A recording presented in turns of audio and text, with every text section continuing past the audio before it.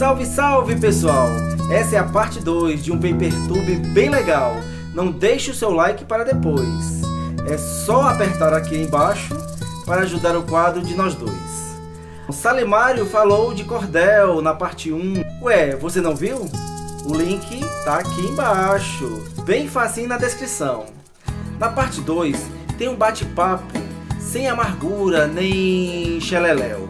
Vamos falar de Facebook, folclore, literatura e cybercordel. Não ache estranho nem fique de deboche. O cordel pode ser de fogo, encantado ou de labroste. Mas saiba que tem gente fazendo literatura no Instagram e até TikTok. Fique atento, seu menino. Fique atento, dona menina, para ver logo esse vídeo que só acaba quando termina. Vamos logo ouvir o doutor porque não tá com a mulinga. Vamos logo, para eu não perder a rima.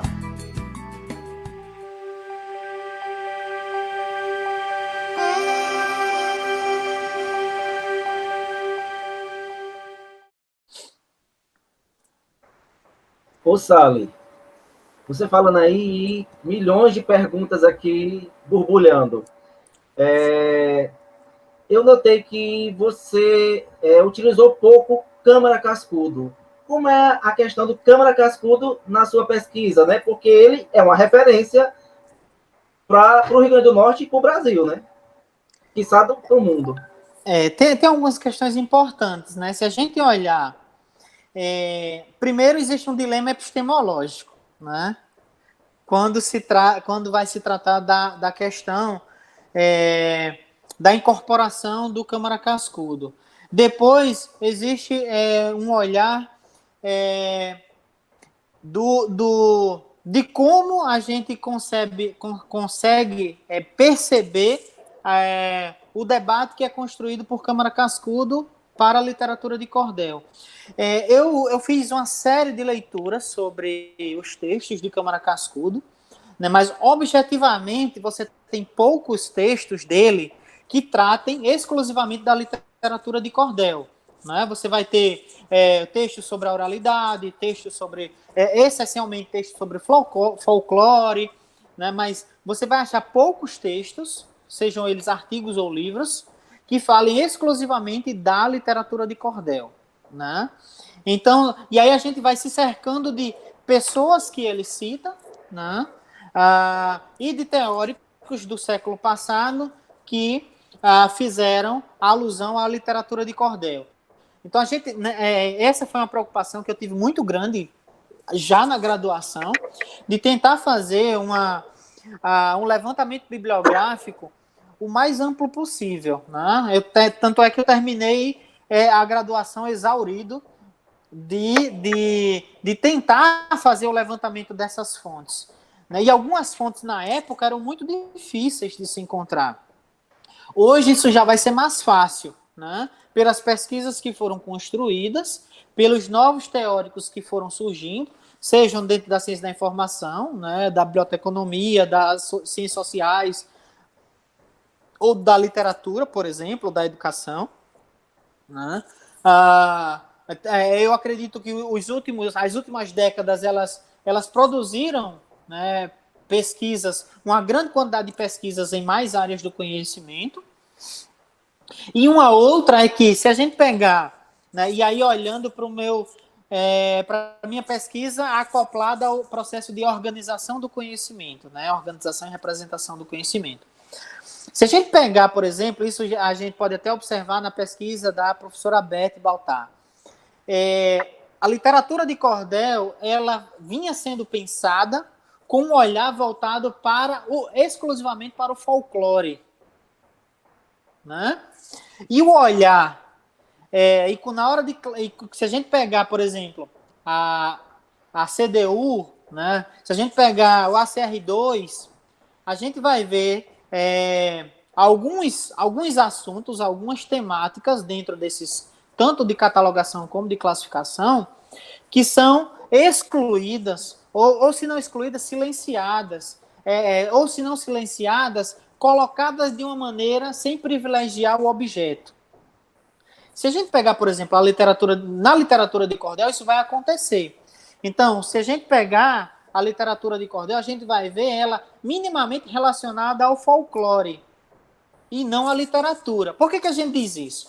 Porque no meio de tudo isso existe uma questão Preconceito. tem a ver com preconceito, tá?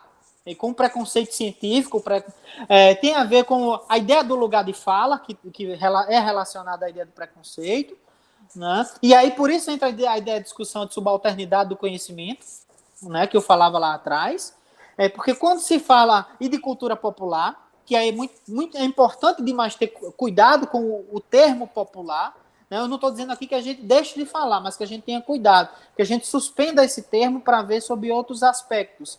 E tem um texto do Pierre Bourdieu que é muito interessante, que a gente, antes de falar sobre literatura e cultura popular, a gente leia esse texto, que é justamente, o título é O que é popular? Né? É muito importante ler esse texto do Pierre Bourdieu, que ele vai fazer uma série de provocações, uma série de reflexões nesse artigo. Inclusive, se não me engano, ele está em português, foi publicado em uma revista nacional. Agora, eu não lembro agora se ele está em português ou em espanhol, mas ele foi publicado numa revista nacional. E aí ele vai justamente provocar essa reflexão. Porque, ao meu ver, se a gente quer pensar, e aí quando a gente pensa a ideia de cultura nacional, que também é muito perigoso, né? A gente pensar a ideia de cultura nacional sob o olhar do nacionalismo e do universalismo, e quando a gente faz isso, sempre que a gente faz isso, a gente deixa de lado alguém ou alguma coisa, né? E não é diferente da literatura de cordel. Infelizmente, né? E aí é importante que a gente observe que, né, não é querendo falar mal de um ou outro pesquisador, né? Mas se a gente quer pensar a literatura de cordel como um gênero literário, a gente não pode pensá-la como folclore. A gente precisa pensar como um gênero da literatura brasileira. Se ela é um produto, né? Se ela é um produto dessa cultura nacional, né, ela é um gênero literário. Se a gente pegar, por exemplo, né, a poesia, existe a poesia concretista, né, existe o soneto, existe uma série de formas de se fazer poesia. Do mesmo jeito, é o cordel, é uma forma de se fazer poesia. Né? Agora, muito se diz, mas as pessoas não escrevem considerando a norma culta e tal, e tal, tal. Mas aí é importante que a gente perceba também as peculiaridades da forma de escrever. Né? E uma outra coisa que se chama licença poética. Então, se existe licença poética para alguns gêneros literários, também deveria existir para a literatura de cordel. Então, quando a gente não traz a literatura de cordel para esse contexto, né, e coloca ela como um objeto do folclore, a gente termina segregando a literatura de cordel para um instrumento que eu tenho tratado como instrumento subalternizado do saber. E aí é um problema, né, que a gente precisa refletir com mais profundidade. Salo, o cordel, ele é prosa ou ele é verso? Ele é poesia ou prosa?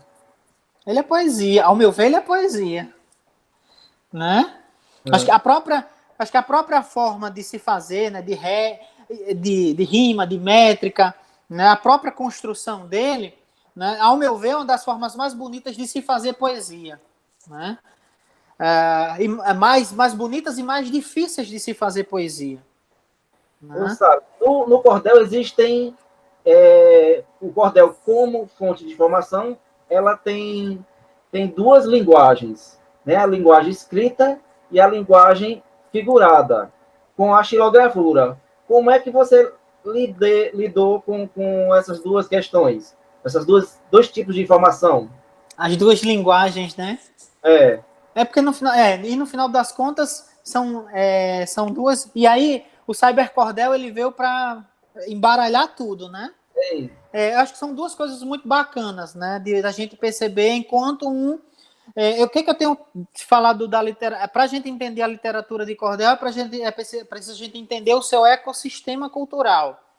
né, que é composto por diversas facetas, a xilogravura, a forma de construção do texto, não existe só texto em quadra, existe texto em cestilha, existe, né, uma série de formatos de se fazer o texto. E é importante, e agora existe o cybercordel. Então é importante entender nessas diversas facetas da literatura de cordel. Eu acho que a xilogravura ela vem para dialogar com o texto. Do mesmo jeito, o inverso, né? O xilógrafo, ele pensa, né, a expressão audiovisual a partir da sua expressão textual. Sempre é assim. Eu, particularmente, eu não conheço um texto que tenha sido feito em função da xilogravura. Até pode ser que exista casos assim.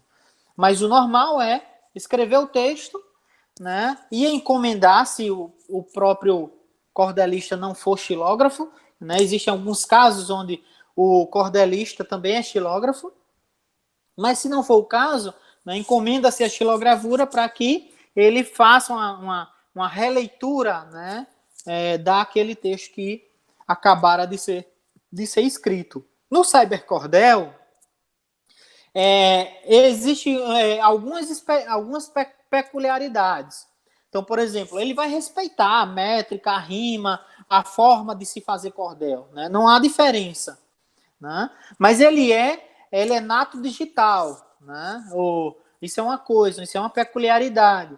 Uma outra peculiaridade é que muitas vezes você não vai encontrar, num primeiro momento, o cordel escrito, né, em sua integridade. Você pode ter ali, por exemplo, eu jogo um mote lá em um determinado grupo.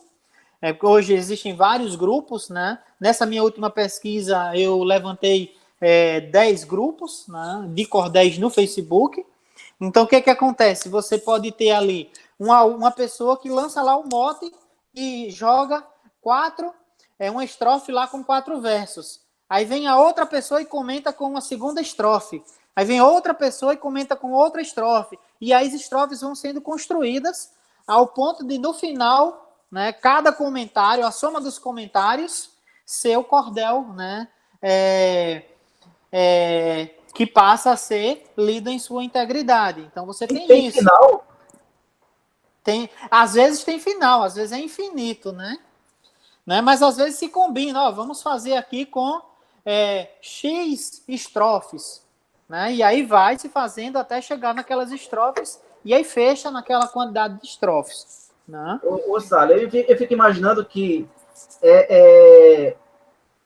o cordel é algo tão rico, é uma cultura tão rica, tão cheia de detalhes, tão cheia de momentos, que eu fico achando que você deve estar aí com 1001 projetos sobre isso. Aí eu lhe pergunto, eu sei que foge um pouquinho, mas você em algum momento se preocupou em verificar a evolução gráfica do cordel? Por exemplo, eu tenho uma colega bibliotecária lá em Fortaleza, que ela é do Maranhão, e ela quer fazer uma biblioteca de cordéis, com os cordéis do Maranhão, que é totalmente diferente do nosso. Né? Eles lá já é um pouquinho maior, né? Já tem uma qualidade gráfica diferente, para não dizer melhor, né? Como é que você viu essa questão? Do ponto de vista da evolução da forma que o texto é escrito, isso não foi analisado porque não ia ter tempo, né, para dar conta. Né? Isso é uma pesquisa que está em aberta, né, então que vale a pena investigar. Mas o que a gente vai percebendo, por exemplo? Tem algumas coisas que são muito peculiares, por exemplo, entre o cordel analógico e o digital, por exemplo. As temáticas, as classes do conhecimento, vai haver variação? Vai, mas são pequenas as variações. As temáticas, elas são muito similares, e aí é independente da região, nesse sentido, né?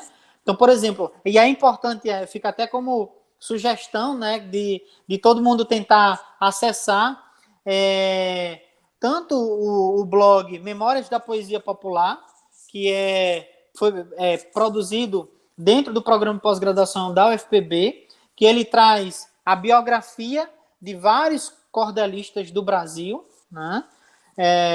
E agora, recente, foi lançado um banco de dados digital que ele está indexando. A ideia é que se tem um tesouro das temáticas trabalhadas pela literatura de cordel. E aí, nesses projetos, nós temos pesquisadores se eu não me engano, só não tem da região norte, né? Mas tem da região nordeste, sul, sudeste e centro-oeste. Isso com certeza. Então, e é interessante, né? Depois eu vou deixar aí o link, né, para que todo mundo possa acessar, tanto do Memórias da Poesia Popular, que traz a biografia dos poetas, como o do Tesauros, que está sendo construído. E aí a gente vai ver que nesse mapeamento a gente tem cordelistas do Brasil todo, né, homens e mulheres.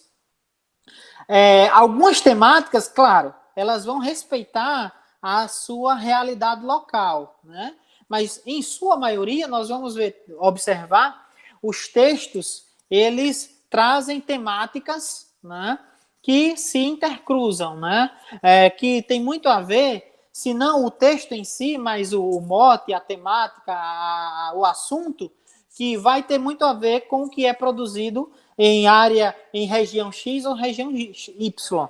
Mas, claro, se você está lá no Maranhão, você pode ter um texto falando sobre o boi, que não vai ter no Rio Grande do Norte, que de repente vai falar sobre o Carnatal, por exemplo, que vai ser diferente do texto lá do sul, né? Que de repente pode estar falando sobre as araucárias do Paraná, né? Então você vai ter essas peculiaridades de região para região, né? Mas eu particularmente eu ainda não tive esse tempo, né, de analisar a construção textual desses materiais. Isso vale a pena uma pesquisa. E eu acho que não tem pesquisa sobre isso.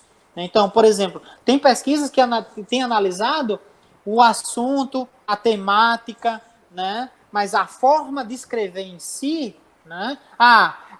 Região X prefere escrever considerando, sei lá, verbos X e Y. Região Y, ela prefere observar um texto que considere as assinaturas no final de cada estrofe. Então, essas peculiaridades, elas precisam ser vistas. Ô, Sally, e assim, como você trabalhou exclusivamente com os cordéis do Rio Grande do Norte, eu fiquei aqui com a pulga atrás da orelha.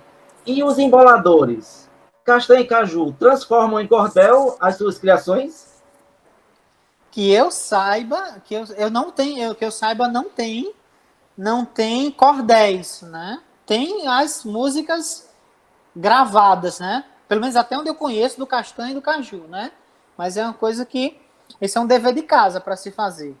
Eu sou do Ceará e eu nunca eu fiz essa pergunta, mas eu fiquei me lembrando, eu também não lembro se no Ceará.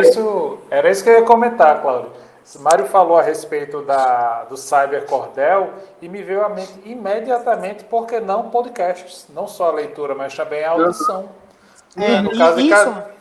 No caso de Castanha e Caju, eles têm eles lançam a mídia, né, o álbum, essas coisas. Né? E como é que fica? Por que não podcast? Tem alguma coisa que você queira falar sobre isso, Mário? Já existem experiências.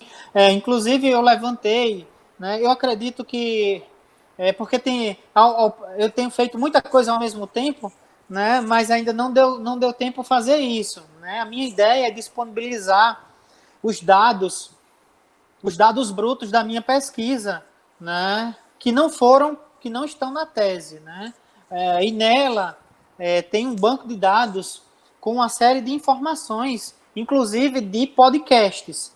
Então a gente já tem podcasts e canais no YouTube de pessoas que escrevem cordéis, né, pegam seus cordéis e levam, né, para o streaming. Então, essa já é uma realidade com o cybercordel. É por isso que ele tem essa característica fundamental de hibridismo cultural. Né? E uma coisa que o Canclin ele coloca de uma maneira muito interessante é que ele diz, para as culturas tradicionais, sobreviverem, né, é preciso que elas se apropriem de algumas ferramentas da cultura de massa. Caso contrário, vai ser muito difícil concorrer com a própria cultura de massa. Apesar de que a teoria crítica ela surge, né, para fazer uma reflexão, né, em torno da influência da cultura de massa sobre a sociedade. Mas isso o Canclini coloca de uma maneira muito interessante e eu acho que é algo que a gente precisa analisar e também estudar. Então, uma forma do cordel se reinventar, né, uma forma é levar os seus textos para outros espaços. Então, é com podcast, é com vídeo no YouTube. Nós já temos alguns youtubers que são cordelistas, né?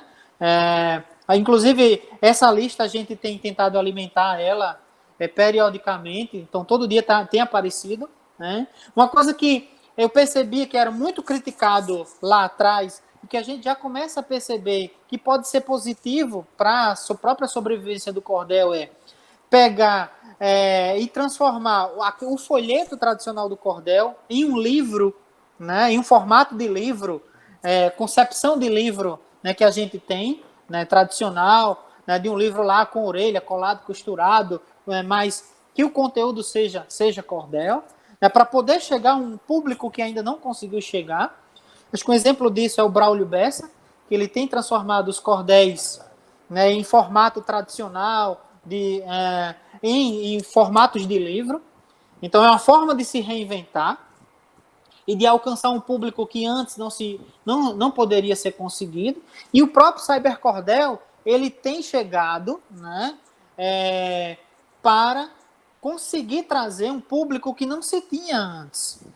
Então, muitas pessoas começaram a ler literatura de cordel porque acharam um verso, né, uma estrofe no Instagram, porque acharam ele feito em forma de TikTok, né, no YouTube ou em outro formato de streaming, né? Então, existe um grupo, né, de cordelistas que tem se reinventado no sentido de se aproximar das pessoas a partir da cybercultura. Agora também abre-se espaço para uma outra questão, que aí é tema de uma outra conversa, né, até.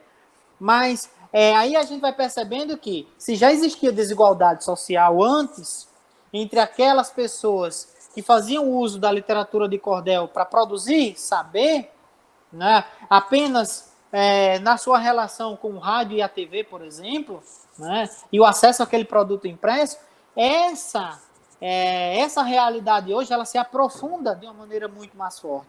Porque a gente começa a se perguntar, bom, as pessoas estão entrando dentro do estão adentrando ao cyberespaço. Mas quem tem conhecimento desses cordelistas tradicionais para emergir ao cyberespaço? Quantas pessoas sabem, de fato, fazer uso do cyberespaço para transformar o seu produto em um instrumento palatável? Como fazer marketing digital, né, com a literatura de cordel? E os cordelistas, que muitos não conseguiram ainda ter a oportunidade de passar do estágio de alfabetismo tradicional para o alfabetismo digital. E a gente está nem discutindo aí competência formacional, que aí é um debate ainda mais profundo, né? Mas, ao passo que esse debate ele avança, né, ele também vai aumentando o fosso sociocultural, né, dentre aqueles que podem ter acesso e aqueles que não conseguem ter acesso. Mas é importante dizer que isso já começa a existir, né, já há uma efervescência desse debate também dentro do cyberespaço. Isso é importante, porque aí a gente começa a reafirmar que a literatura de cordel está se reinventando, está se ressignificando e está chegando a públicos que outrora seria impossível. Eu entrevistei um mestre cordelista chamado Zé Saldanha, né, um dos mais célebres cordelistas potiguares, né, que infelizmente ele não está em vida, mais perto da gente, né? Mas imortalizou a sua produção. E, inclusive, eu digo isso aí eu digo isso nesse texto.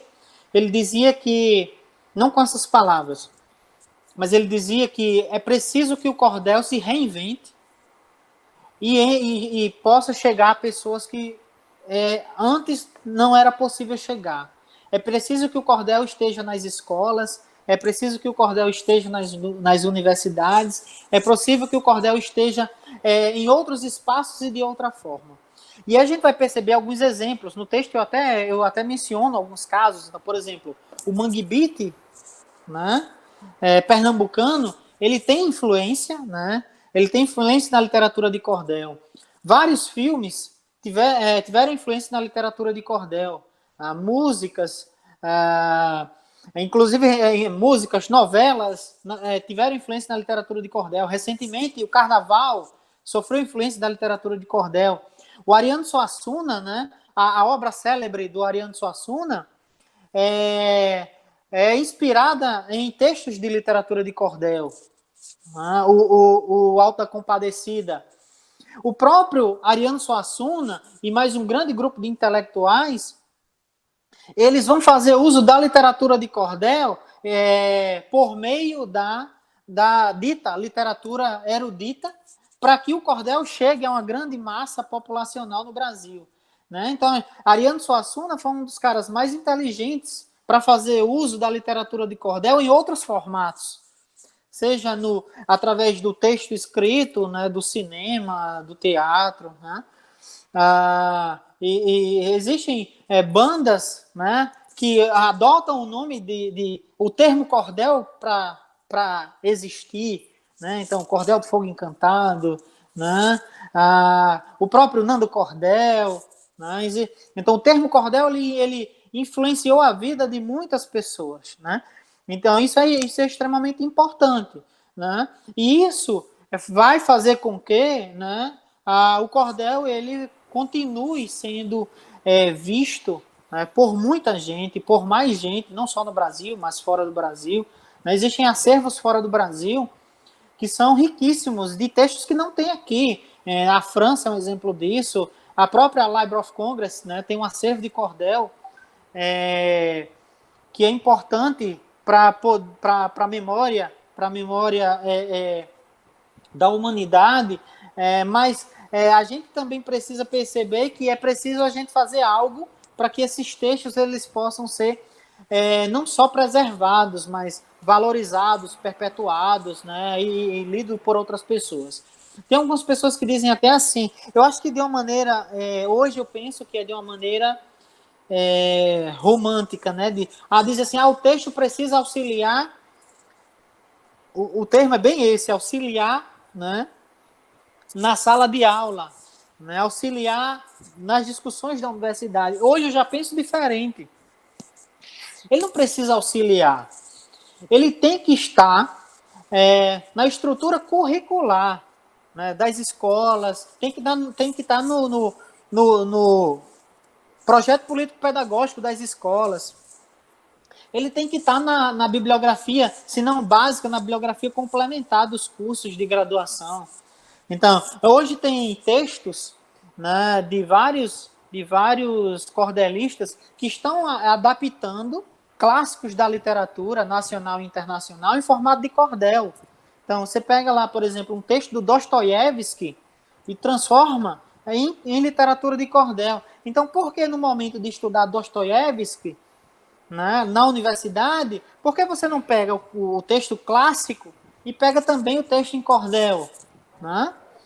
Mas, isso... Como é que fica a questão da qualidade da língua?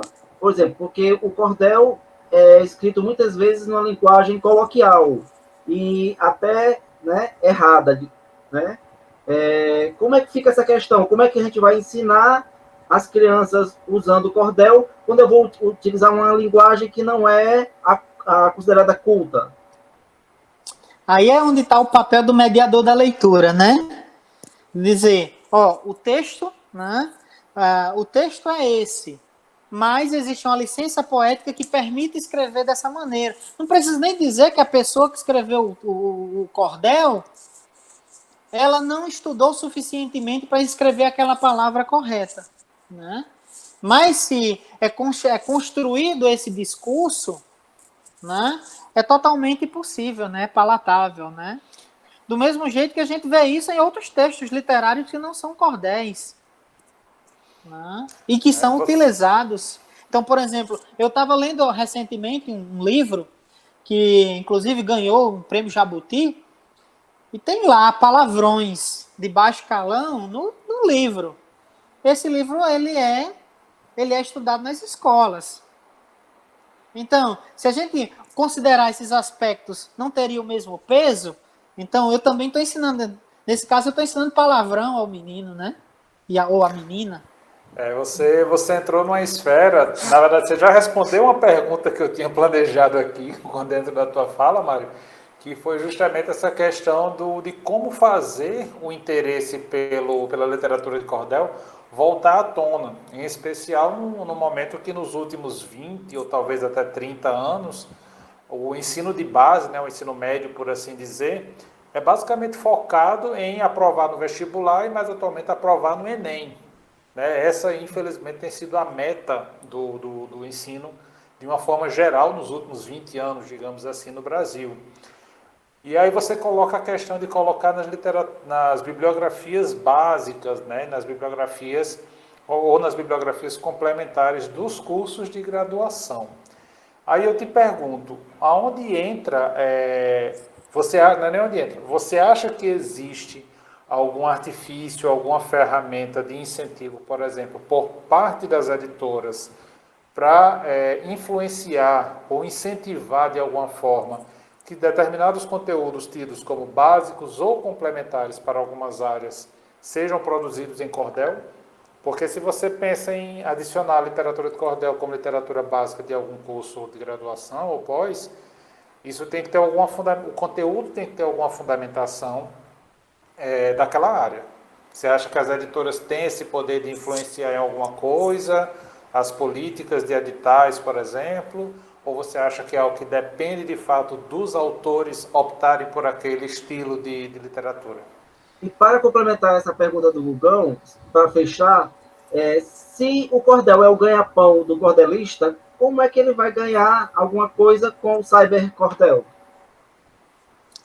São duas questões bem interessantes. Bom, a primeira, não deixa eu esquecer da sua não, Cláudio. Vou tentar responder primeiro a do Gustavo. Bom, eu acho que é um conjunto, né? Que eu falava da história do ecossistema da literatura de cordel.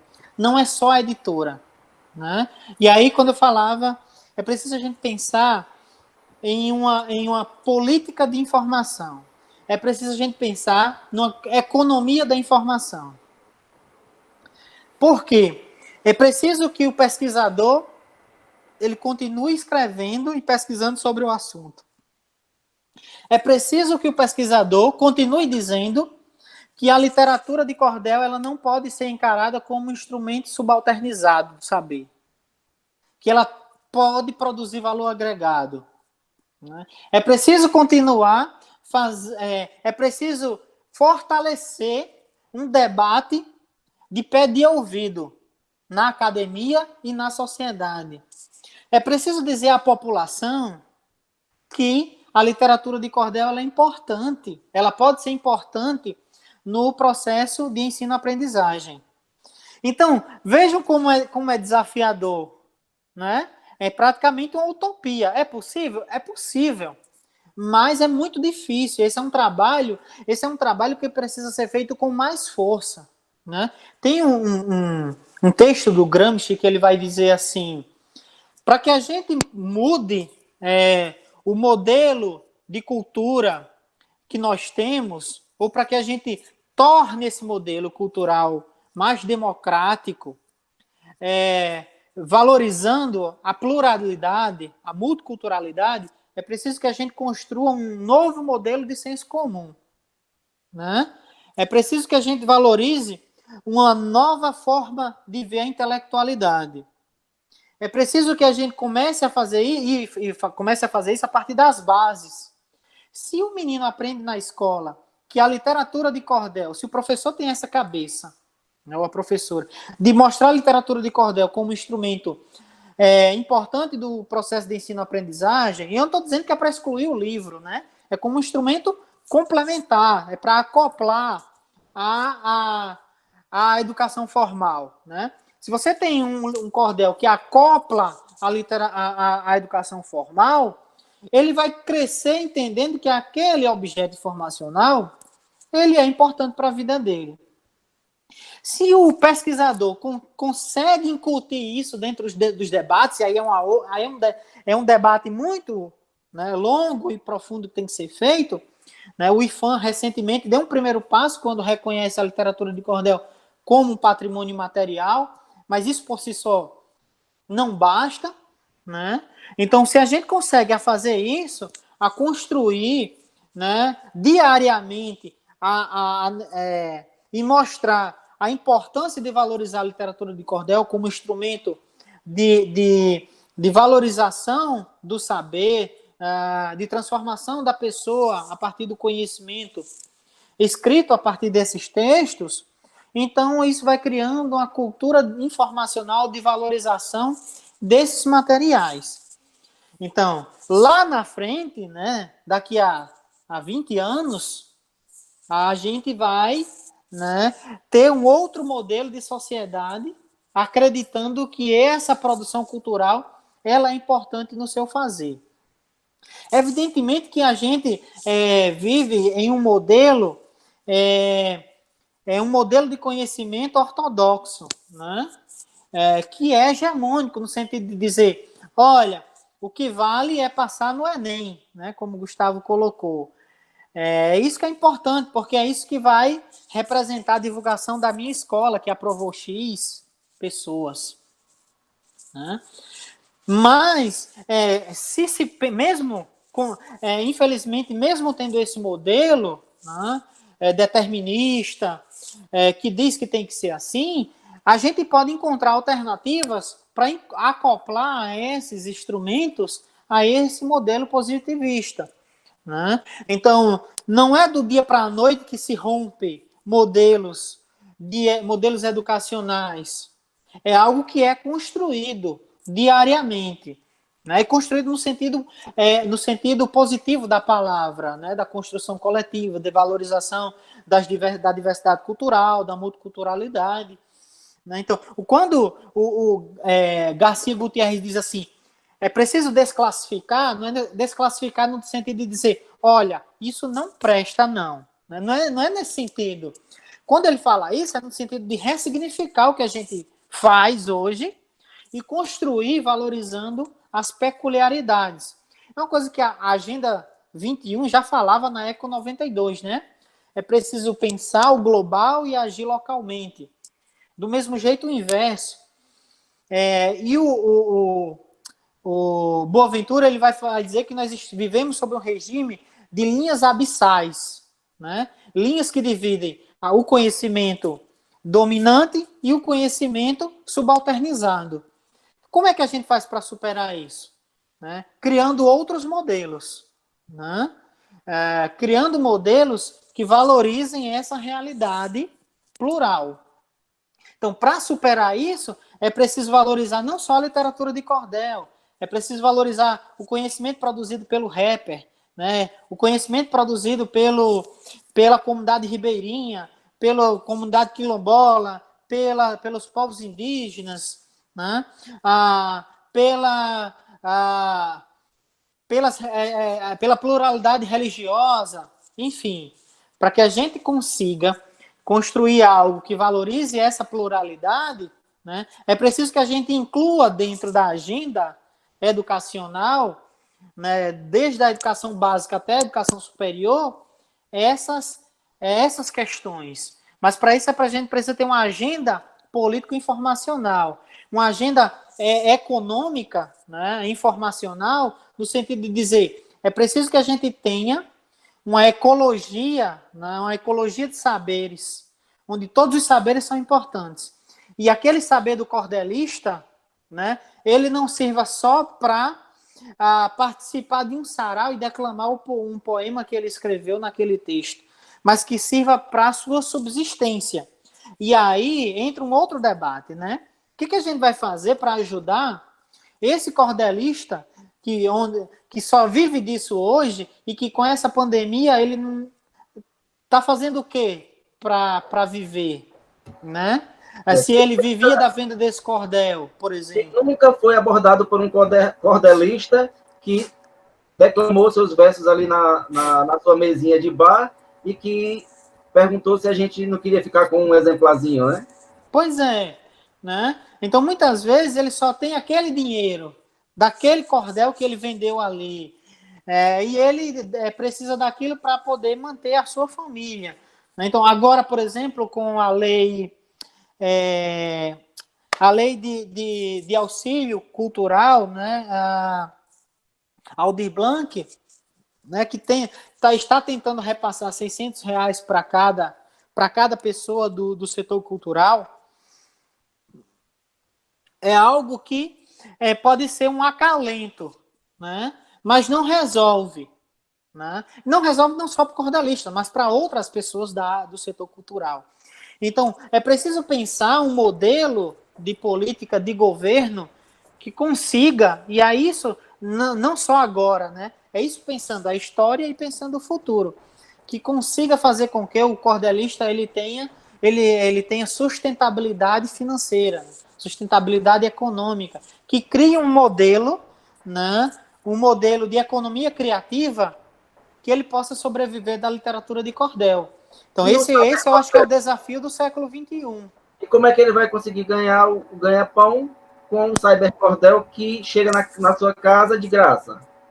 Aí é uma outra coisa importante, né?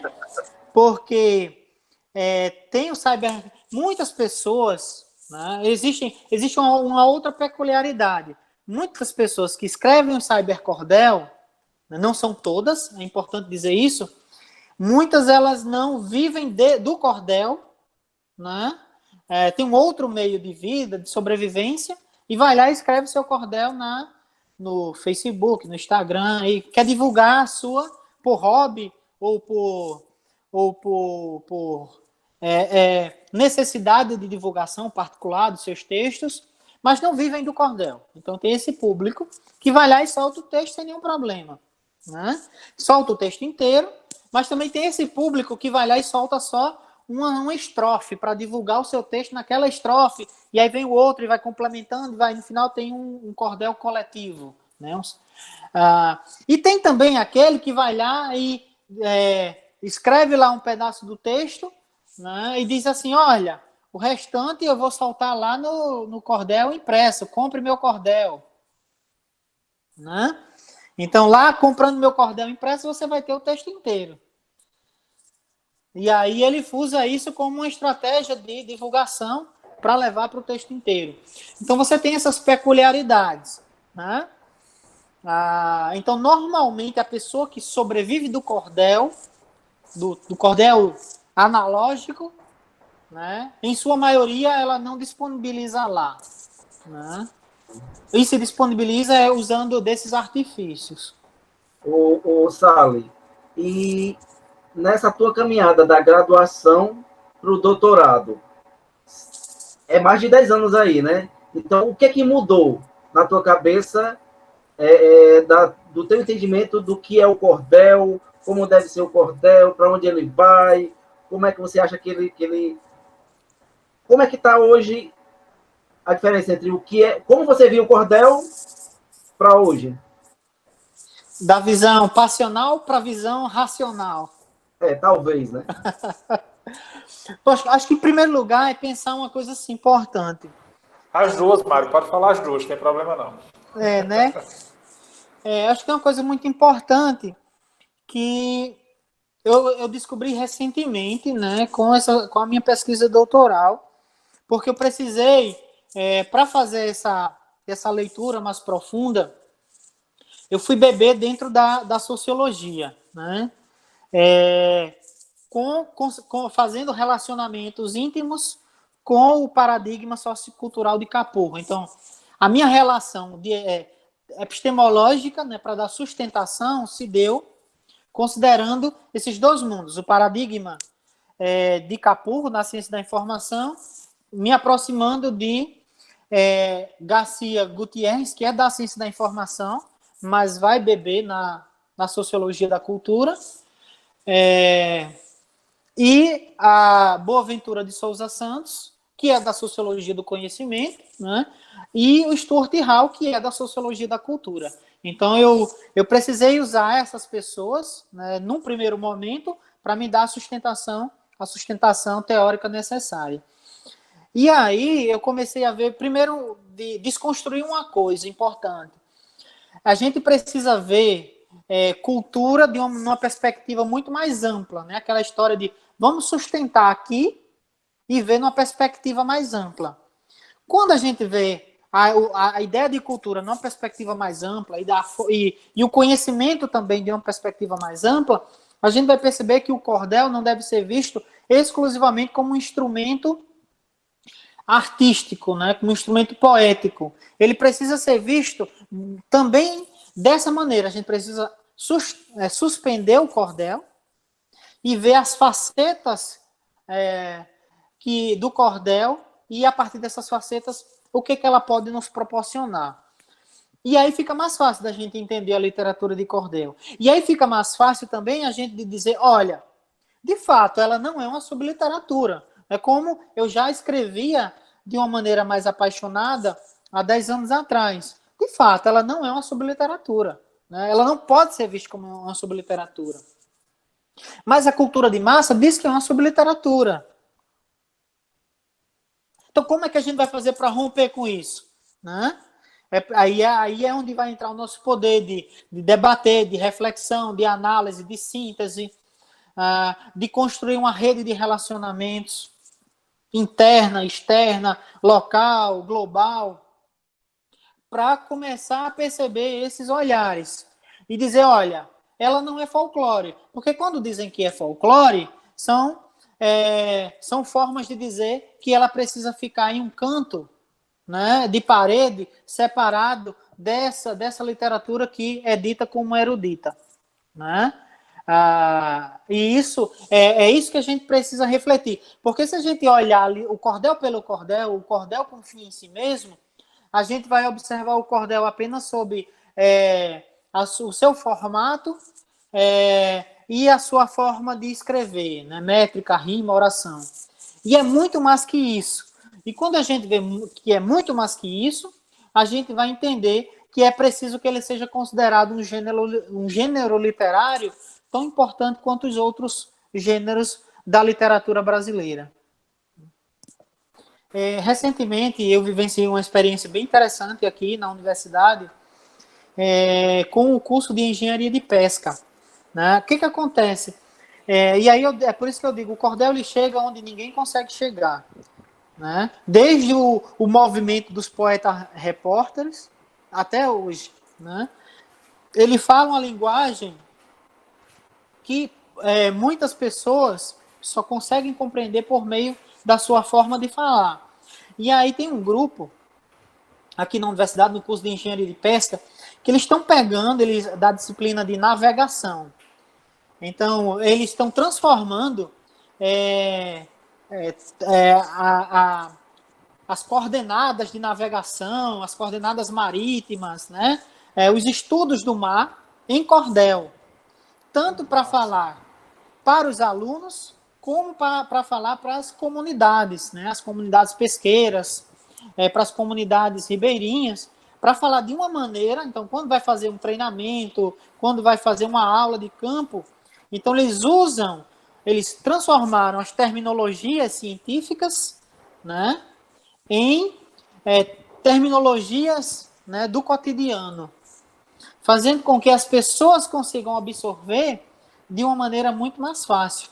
Então, eles estão transformando esses materiais em livros, e a ideia é que esses livros possam ser utilizados na sala de aula com a graduação de engenharia de pesca.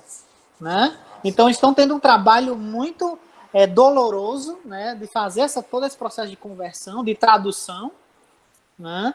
Mas tem sido um trabalho muito bonito, né? O professor Marcelo, ele tem dito que tem sido uma experiência, né, que ele jamais tinha pensado de vivenciar. Né, e tem sido apaixonante para eles fazer esse tipo de trabalho. Então, imagine o quão é desafiador fazer isso. Mas eles estão chegando, se eles entregassem lá um livro de oceanografia, por exemplo, para a comunidade pesqueira, quem era que ia entender a linguagem técnica escrita naqueles textos, aqueles mapas náuticos? E aí eles transformam isso em literatura de cordel e todo mundo entende, né? Muito bacana mesmo. Mais alguma colocação, Cláudio César? Olha, se deixar, a gente vai até amanhã aqui, viu? Porque, como a gente é do Nordeste, né, os três, então vem sempre mais questões. Eu acho que deu, sabe? Eu acho que já temos... Deu conta do recado. Então, o povo vai chover de comentários, perguntando mais coisas, e fique atento que você vai ter que responder, viu? Não, eu fico à disposição para isso, né? Então, como eu tinha falado, né? A gente usa como um marco, né? Um mote da nossa conversa o texto de 2010, mas é porque ele é o divisor de águas para essas pesquisas de cordel ao longo desses 10 anos, e aí a gente ia fazendo esse vai e volta, né? Então a gente vem para 2020, volta para 2010 e vem, né?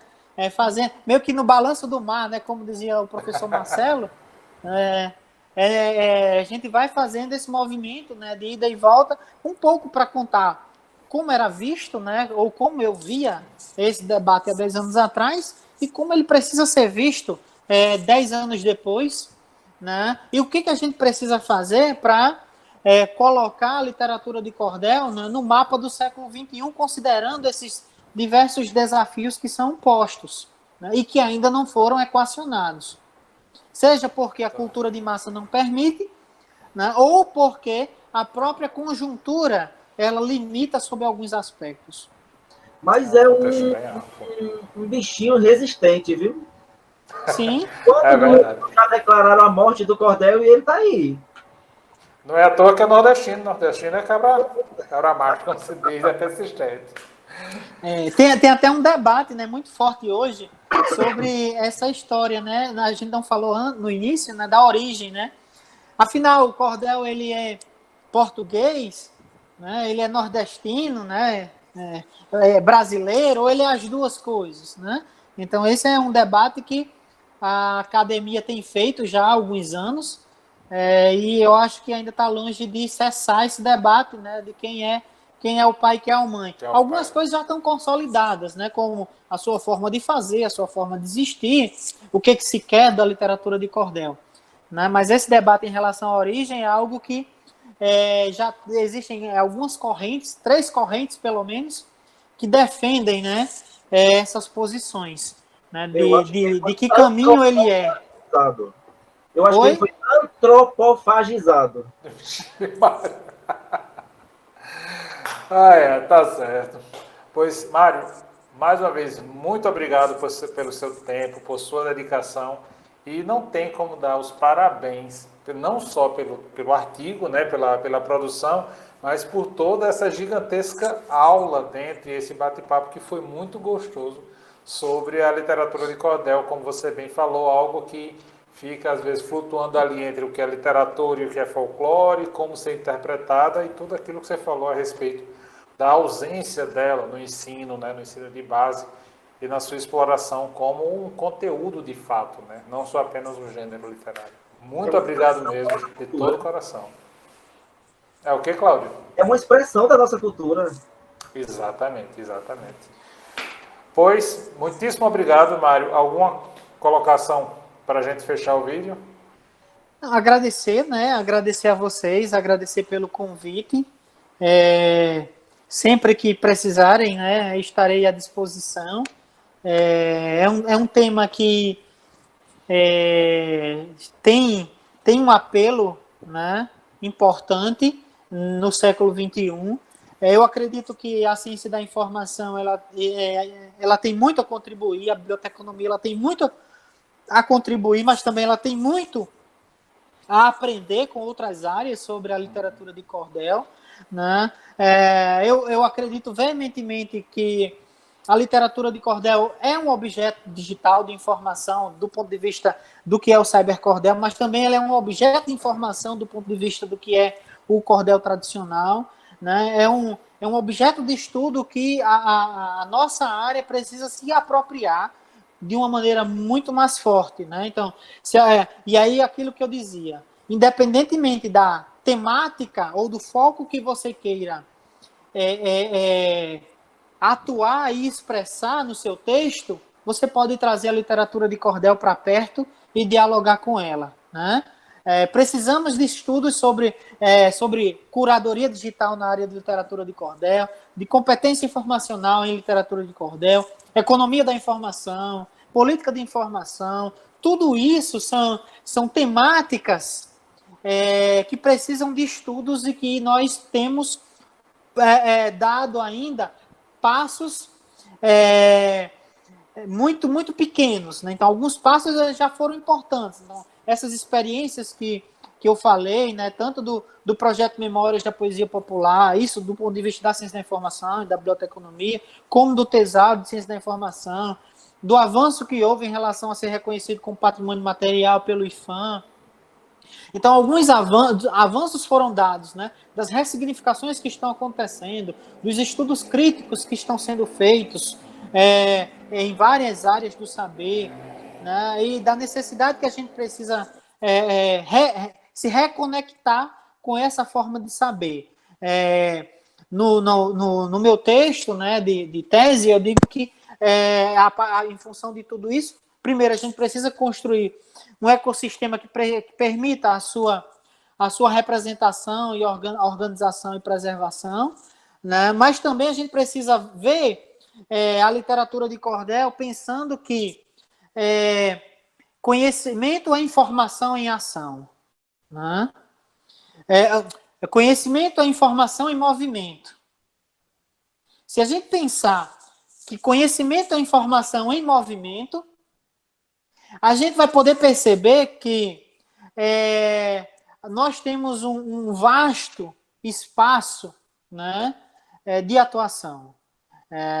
E aí a gente amplia o nosso foco, a nossa forma de ver e encarar a informação enquanto campo do saber, né, seja atrelada à biblioteconomia ou à ciência da informação. Né? Então, acho que é importante pensar isso, né? Que tudo está em constante movimento. E a literatura de cordel não é diferente, né? E ela precisa ser vista como esse instrumento de transformação, de mutação, de antropofagismo, né, Cláudio?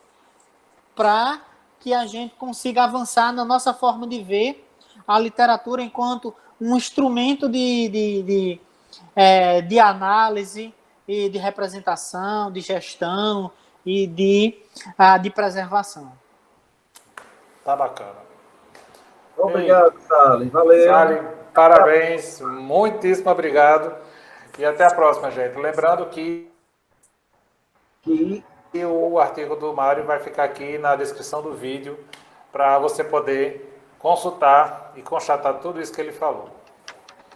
Valeu, gente. Até mais. Falou.